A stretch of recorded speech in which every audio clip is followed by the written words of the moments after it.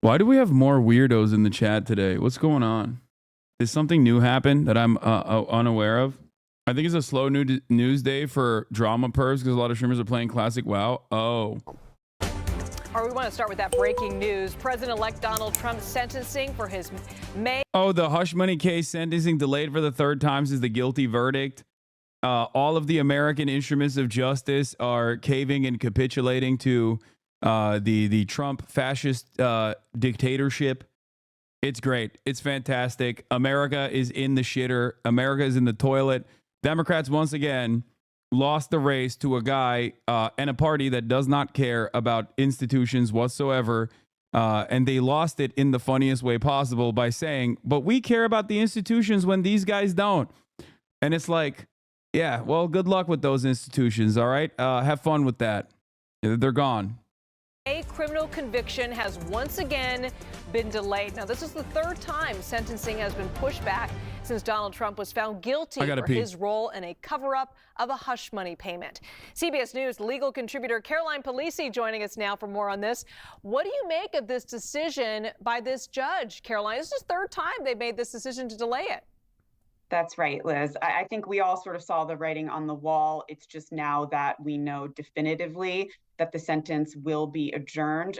What's happening now is really what both parties had agreed to. Remember, we heard from Alvin Bragg's office last week, really previewing that the Trump team was wanting to put forward this motion to dismiss, acknowledging that there are serious considerations to take into account now that Trump is president-elect, while also balancing this idea that he has been convicted of 34 felony counts. They noted that they would oppose this motion to dismiss, but that they were willing to put the sentencing on hold for the interest of justice. We got a lot more ahead before we can get to sentencing. Two motions. One, the Judge Merchan will need to decide on this. The most recent motion to dismiss, the Trump team has until December 2nd to file that. Alvin Bragg's office will respond by December 9th. And then we have Merchan needing to decide the Supreme Court immunity issue that Trump's team put forth, saying this entire thing needs to be tossed out. So we have to get those two issues off the table before we can even think about going to sentencing. How does the judge's decision today to delay this indefinitely, does that impact Trump's other legal cases? No, not at all. Look, the issue in the motion to dismiss here has to do with constitutional principles having to do with separation of powers and issues in the Constitution, really an idea of sort of a unitary executive that the president, and they're saying the president-elect now, should not have to face criminal prosecution while in office or in this pre-election period. Now, that's the issue that Jack Smith in the federal cases is grappling with right now, and why, in fact, he's winding down those federal cases. They're going to go away, basically, because we do have these principles that the Office of Legal Counsel has said a sitting president can't be prosecuted federally. And then that Georgia case has been sort of, in the background there for a while. The appeals court in Georgia just took that calendar date off the schedule. There are issues with that prosecution as well. So we're seeing really all of these prosecutions floundering. Donald Trump takes the oath of office on January 20th. How likely do you think that this particular case is going to get thrown out? Oh, thrown out, that I don't know. There are a lot of issues, and trust me, Trump will appeal these issues until the end. He's not going to sort of take this lightly. He has another appellate issue wanting to remove this case to federal court.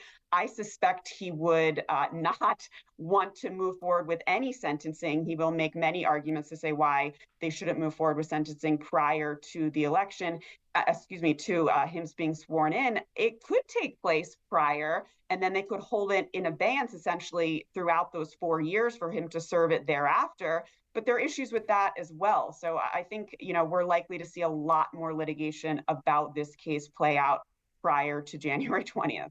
Does anything change once President-elect Trump officially becomes president? I mean, I think a lot of people are curious. Is it possible he could pardon himself? Is that even possible with this case? It's not possible for this case. It is possible for the federal cases, but that won't be necessary because we know that Jack Smith is winding those down. Likely he will want to have those dismissed without prejudice prior to Trump taking office. But no, he cannot. How many dummies out there think Republicans would drop charges ahead of a Democrat coming in? Are you kidding me? Are you kidding me? That would never fucking happen in a million years. And Republicans will literally point to all of the quote unquote lawfare that happened under the Biden regime to enact whatever their political agenda is and purposefully continue going after the Democrats even harder. As the Democrats fucking literally, as the Democrats just, kiss the ring and say, yes, sir, please, sir, may I have some more punishment, sir? Okay? It ain't happening. Hello, echo chamber. Doesn't this imply that you are that this is not an echo chamber if you're in here? Why do we have more weirdos in the chat today? What's going on? Did something new happen that I'm unaware of? Fox News Plus Friday. Dan Saltman was perma-banned. Yeah, but that was yesterday. Also, he doesn't have motion like that.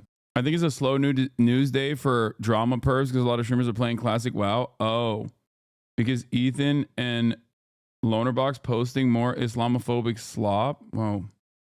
XQC made a video on you.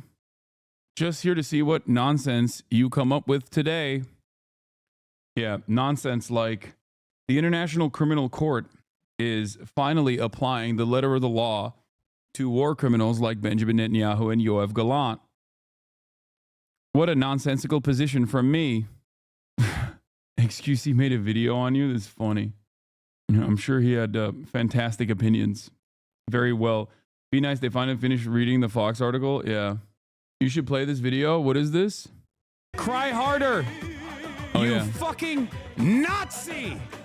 Cry harder. You fucking Nazi piece of shit. Here, I got another one for you. Oh, suck my fucking Turkish cock, bitch.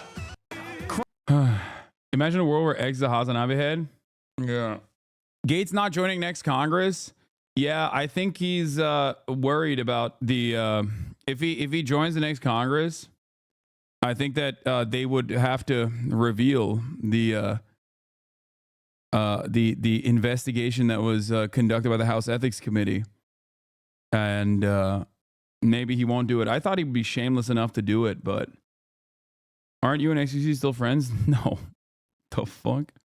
I haven't talked to him in a long ass time. Anyway. Hey, if you like this video, please subscribe and hit that bell so you don't miss out on any future videos.